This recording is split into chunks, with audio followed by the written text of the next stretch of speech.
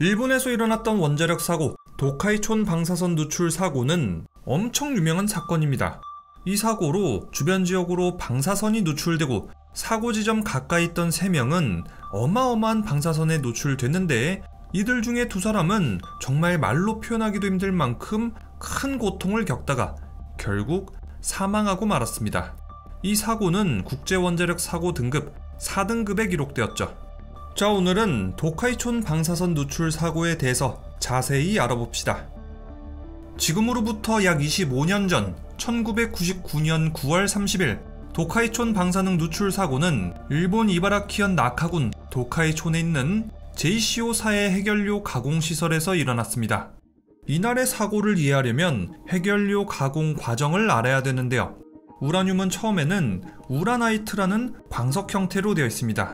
자, 그래서 먼저 이 광석 형태의 우라늄을 채굴한 다음에 불순물을 제거하고 순수한 우라늄만 추출하는 정련 과정으로 들어가요.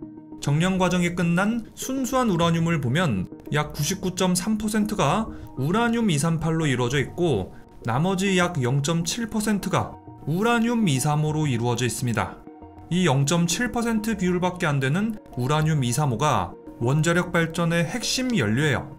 자, 그래서 이 우라늄 235의 비율을 약 3에서 5%까지 끌어올리고, 우라늄 238의 비율은 약 97에서 95%까지 낮춰주는 작업이 필요한데, 이것을 우라늄 농축이라고 합니다.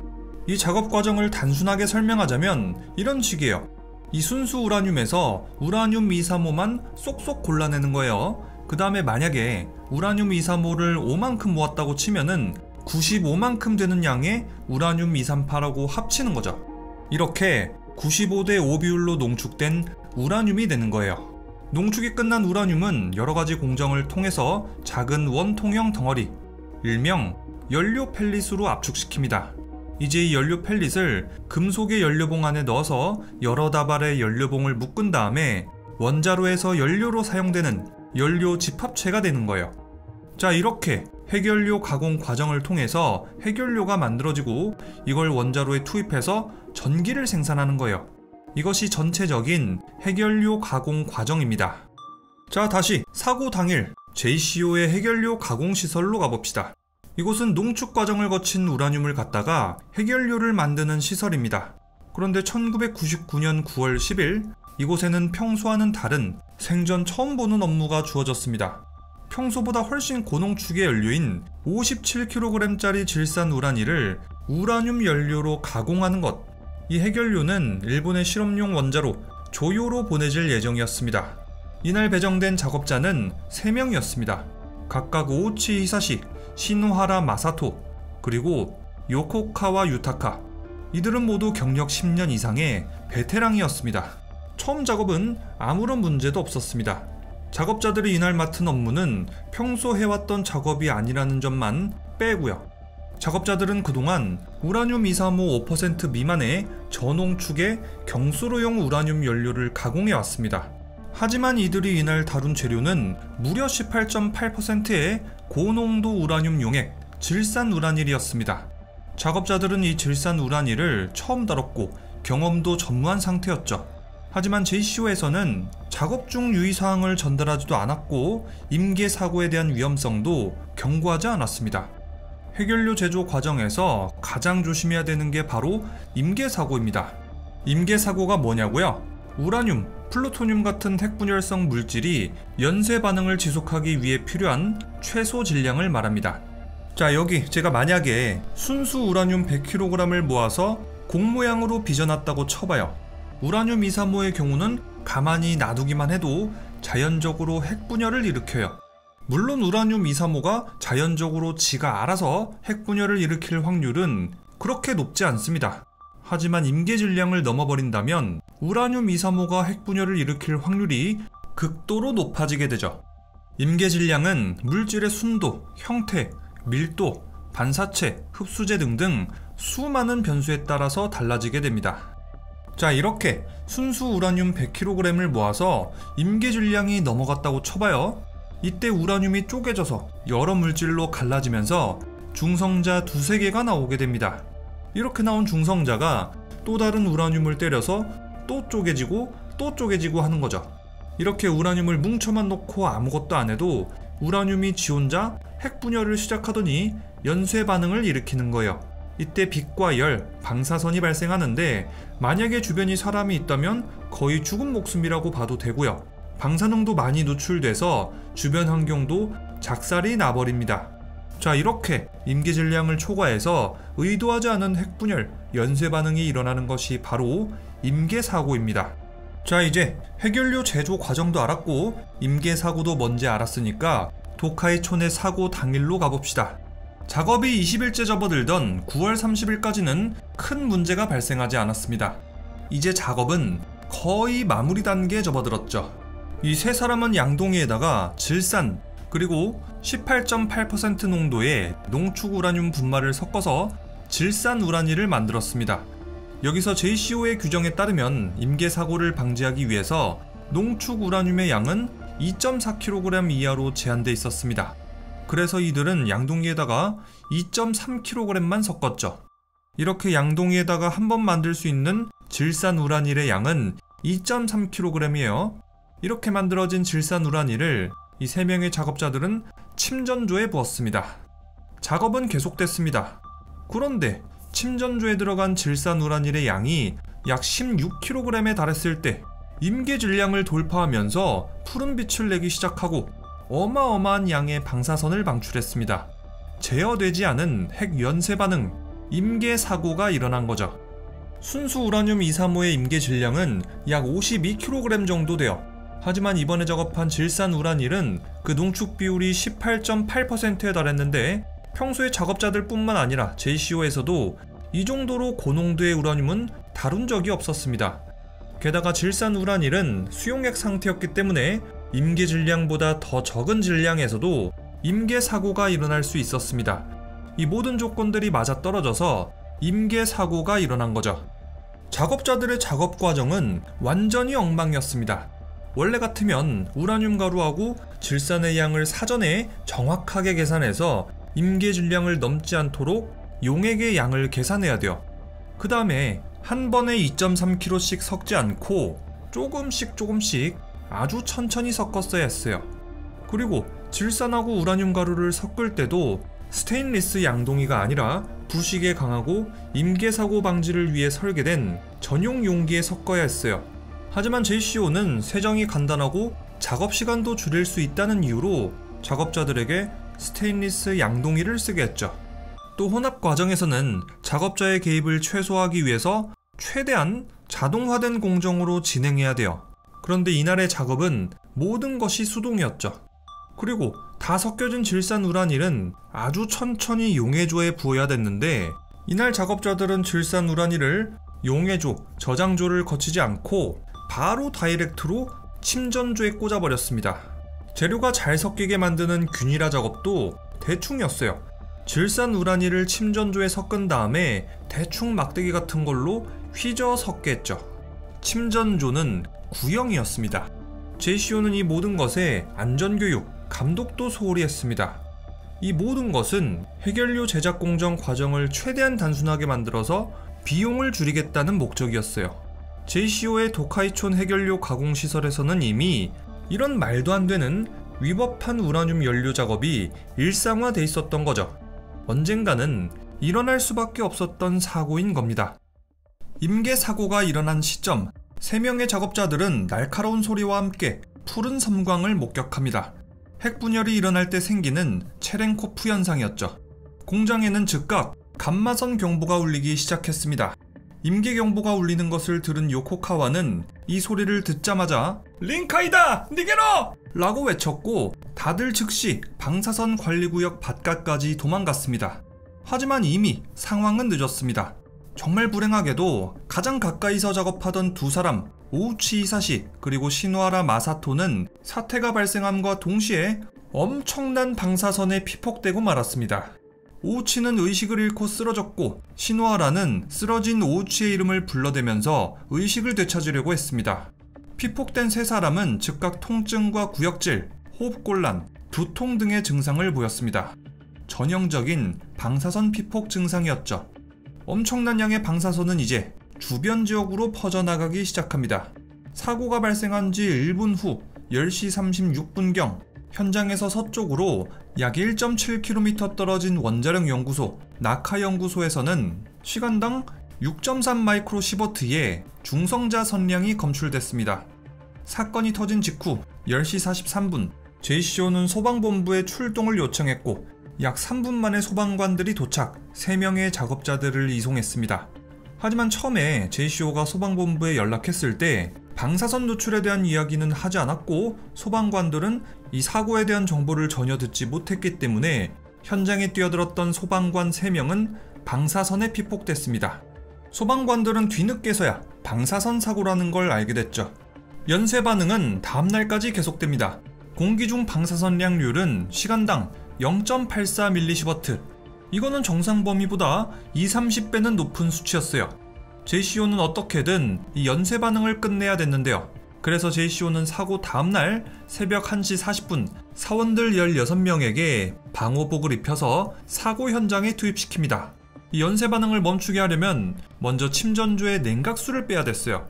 하지만 방사선이 너무 강력해가지고 작업 시간은 겨우 10분으로 제한됐습니다. 그래서 한번 사람이 들어가서 작업을 하면은 딱 10분 만에 다시 돌아와가지고 다음 작업자랑 바꾸고 이 작업자가 또 작업하러 들어가면 10분 안에 또 돌아와서 교대하고 이런 식으로 작업을 했던 거예요. 이렇게 작업에 투입된 사람들 중에서 50mSv가 넘는 방사선에 노출된 사람들은 6명이나 됐어요. 작업자들의 1년 마진이 50mSv인데 이걸 하루 만에 다 맞은 거라서 상당히 위험한 거예요. 작업자들 중에서는 최대 120mSv에 피폭당한 사람도 있었어요. 자, 그래도 작업자들이 망치로 파이프를 부수고 침전조에 가스를 주입하고 이렇게 피폭을 불사하고 꾸준한 작업을 이뤄낸 덕에 냉각수는 모두 빼낼 수 있었습니다. 이게 오전 5시 무렵이었죠. 그 다음 중성자를 흡수하는 붕산수를 침전조에 주입해서 사고가 발발한 지 19시간 40분 만에 사태는 겨우 막을 내렸습니다. 사고 직후 공장 주변에 있던 21개 방사선 감지장치 중에서 약 2곳에서 통상 측정치의 4000배가 넘는 0.84mSv의 방사선이 측정됐습니다. 사고 당시 방사선에 피폭된 사람들은 49명으로 발표됐었는데요. 나중에 주변 주민까지 전부 다 포함해서는 666명으로 밝혀졌습니다. 주민들 중에서 가장 많이 피폭당한 사람은 25mSv에 피폭됐습니다. 방사선 작업하고 관련이 없는 보통 사람의 1년 피폭 한계 기준치가 고작 1mSv인데 이것을 초과한 사람들은 112명이나 됐어요. 가장 심각한 피해를 입은 사람은 당연히 당시 작업자들이었습니다. 오우치 이사시는 약 18시버트, 신화라 마사토는 약 10시버트, 요코카와 유타카는 약 1에서 4시버트에 피폭됐습니다. 가장 큰 피폭을 당한 사람은 바로 오우치 이사시. 그런데 이상하게도 처음에 오우치는 아주 멀쩡히 걸어다녔다고 해요. 오우치가 처음에 멀쩡했던 이유는 방사선 피폭은 1000단위 이상의 피폭되지 않는 이상 충격으로 인한 상해가 전혀 없기 때문이에요. 그래서 도쿄대학병원의 의사와 간호사들은 너무나도 멀쩡해 보이는 오우치의 상태를 보고는 어리둥절하면서도 혹시 이거 치료가 가능할지도? 라고 생각했다고 해요. 하지만 이런 기대는 머지않아 깨지고 말았습니다. 사실 오우치의 염색체는 완전히 산산조각난 상태였어요. 자, 이 사진은 피폭 4일째 된 날 오우치의 염색체를 채취한 다음에 현미경으로 촬영한 거예요. 이 사진을 확인한 일본의 전문 의료진들은 오우치의 몸이 지금은 살아있는 것처럼 보여도 이미 죽은 거나 다름없다고 판단 내렸습니다. 그 당시 상황을 아주 상세히 다룬 도서 83일의 일부 내용을 발췌해보죠. 염색체는 모든 유전 정보가 모여있는 이를테면 생명의 설계도와도 같다. 통상 23쌍으로 이루어져 있는데 오우치의 염색체는 어느 것이 몇 번 염색체인지 도저히 식별하기 어려웠다. 염색체가 산산이 흩어졌다는 건 앞으로 새로운 세포를 만들어낼 수 없다는 뜻이었다. 피폭된 순간 오우치의 몸은 설계도를 잃어버리고 만 것이다. 한번 파괴된 염색체는 현재 인간의 기술로는 절대 치료할 수 없습니다. 바로 여기서부터 문제가 시작됩니다. 인간의 신체는 평생 동안 오래된 세포가 죽고 새로운 세포가 재생되는 과정이 계속해서 반복됩니다.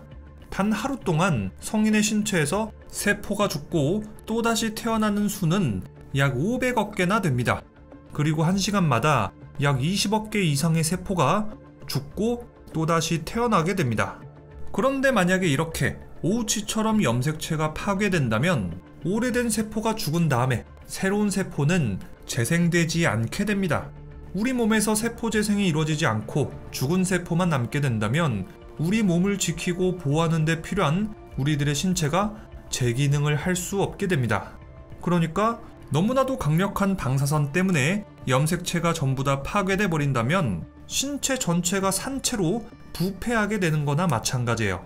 오우치는 18시버트나 되는 방사선에 피폭되는 바람에 몸 상태는 빠르게 악화돼 갔습니다. 백혈구가 전멸해서 면역체계가 무너지고 모든 피부가 부패한 다음 피부가 새로 만들어지지 않아서 피부도 모두 잃게 됐어요. 이 때문에 몸의 수분이 날아가고 외부 감염에 취약해지고 심지어 눈꺼풀도 잃어서 눈을 못 감는 바람에 실명도 하게 됐죠. 몸 안의 오장육부도 모두 망가졌어요. 음식을 아예 못 먹으니까 영양제를 공급했지만 이 영양제마저 소화를 못 시키다 보니까 전부 다 설사 형태로 몸 밖으로 배출하게 됐어요. 이 과정에서 하루 최대 10리터나 되는 양의 수분, 혈액을 잃게 됐죠. 호흡도 하지 못하게 돼서 기계의 힘을 빌려야 됐습니다. 오우치는 극심한 고통에 시달리다가 환각도 보게 되고 그의 굳건했던 정신은 완전히 무너져서 수술과 치료를 거부하면서 난동을 부리기에 이릅니다. 피폭 50일 차에는 장기세포가 재생되지 않아서 대부분의 장기에서 피가 쏟아졌고 근육도 손상됐습니다.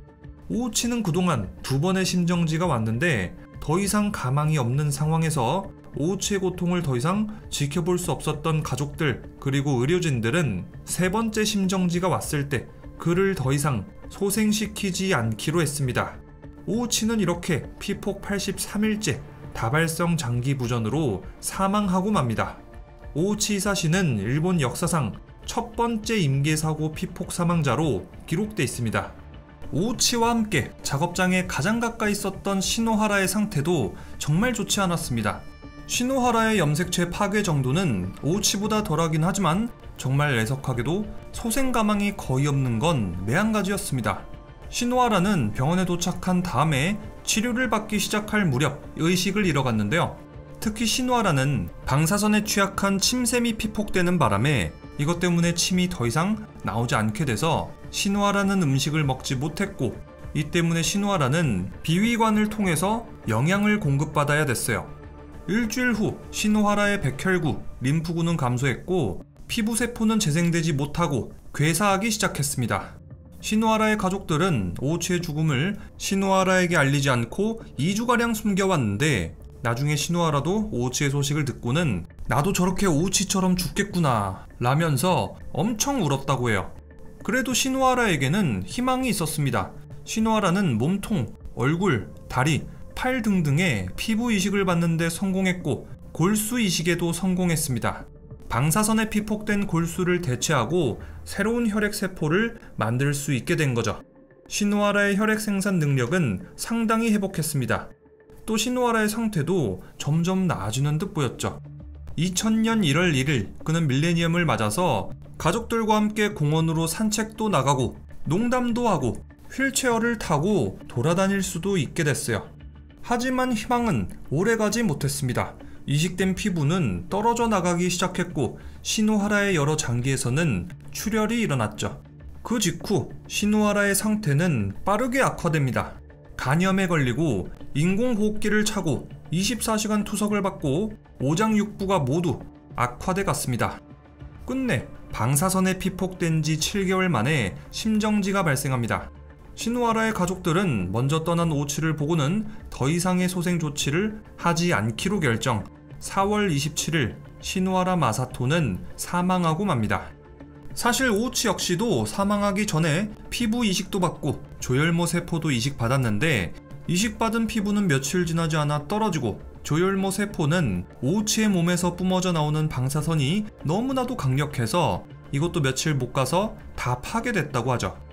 작업실에 있던 3번째 인물은 바로 요코카와 유타카입니다. 그는 다른 방에 있었던 데다가 침전조에서 멀리 떨어져 있었던 덕분에 3에서 40W가량 피폭됐습니다. 하지만 이 정도 양이라고 해도 치사율은 50%에 이르죠. 요코카와의 백혈구 수치는 극도로 낮은 수준까지 떨어졌었는데 정말 다행히도 조혈모 세포 이식에 성공, 몸을 회복하고 82일 만에 12월 20일에 퇴원했습니다. 2003년 3월 요코카와는 간부 5명과 함께 재판을 받게 됐는데요. 요코카와는 업무상 과실치사, 업무상 과실상해 혐의로 기소됐고 징역 2년 6개월에 집행유예 4년을 선고받았습니다. 오우치, 시노하라, 요코카와는 사이가 정말 좋았다고 해요. 매일같이 퇴근한 다음에 근처에서 낚시를 즐겼다고 하죠. 요코카와는 날씨가 추우면은 이제 자기 점퍼를 시노하라한테 빌려줄 정도로 되게 친했다고 해요. 그래서 요코카와는 오우치와 시노하라가 죽고 나서 정말 많이 울었다고 하죠. 사건이 끝난 이후에도 평생 동안 자기 자신이 2사람을 죽게 만들었다는 죄책감에 힘들어했다고 해요. 그래서 요코카와는 오우치와 시노하라의 묘를 몇 달에 한 번씩 꾸준하게 찾아갔다고 하죠. 사고 이후 JCO는 벌금을 부과받고 문을 닫고 맙니다. 하지만 이미 사고 때문에 돌이킬 수 없는 피해가 발생한 다음이었죠. 규정을 무시하고 안전보다 시간과 비용 절감 같은 생산성만을 우선시한다면 어떤 치명적인 결과를 초래할 수 있는지를 보여주는 상징적인 사건으로 남았습니다. 그럼 지금까지 리뷰형이었습니다.